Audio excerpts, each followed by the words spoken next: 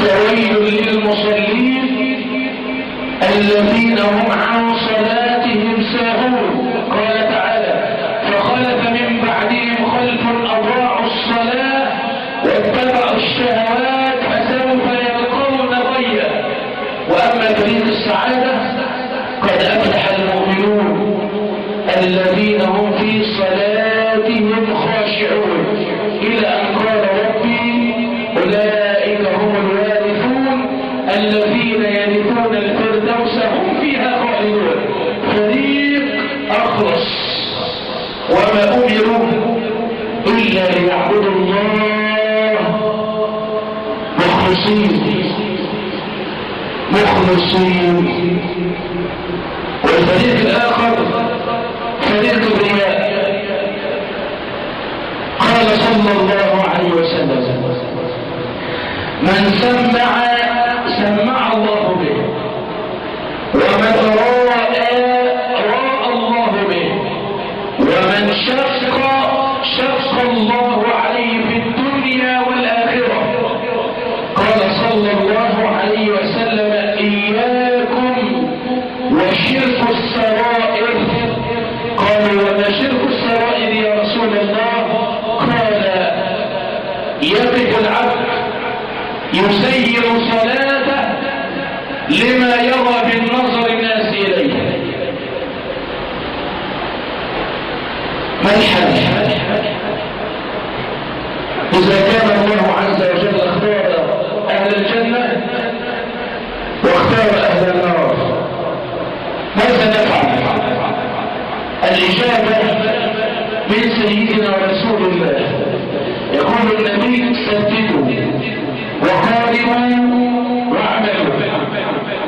ويجب عليك الصفات أن تقوم لله ليل نهار، وأن تحذر سطوة الرحمن، وأن تسأل الله أن يجعلك من أهل الجنة وألا يجعلك من أهل النار، وأن تتصف بصفات أهل الجنة.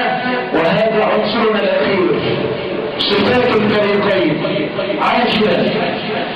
أصحاب الجنة يا إخواني لهم صفات، وفريق السعير لهم صفات. هيا إلى فريق الجنة واسأل نفسك: أي صفات هذه فيك؟ الأولى: فريق الجنة بالليل بين يدي الرحمن قائمون.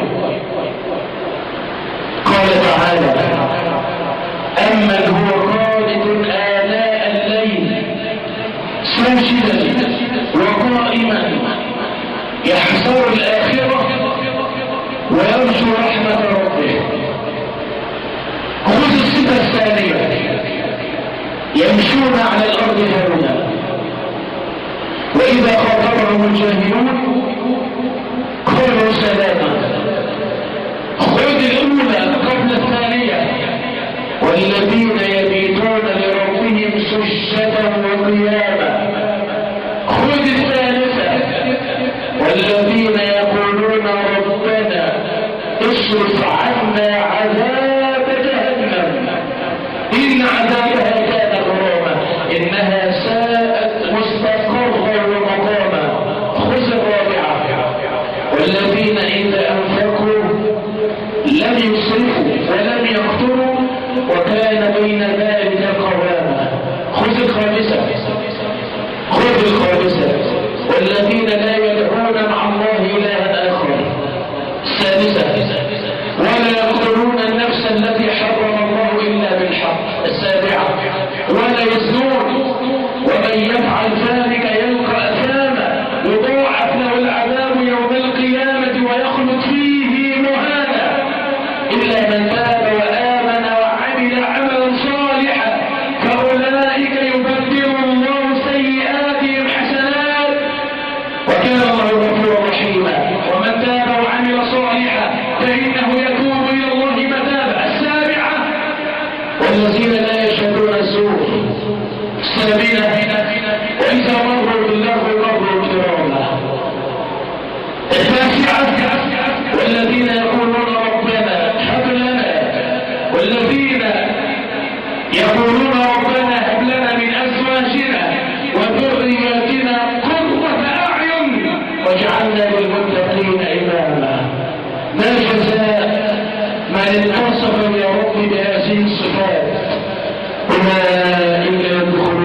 أولئك يجزون الغرفة بما صبروا ويلقون فيها تحية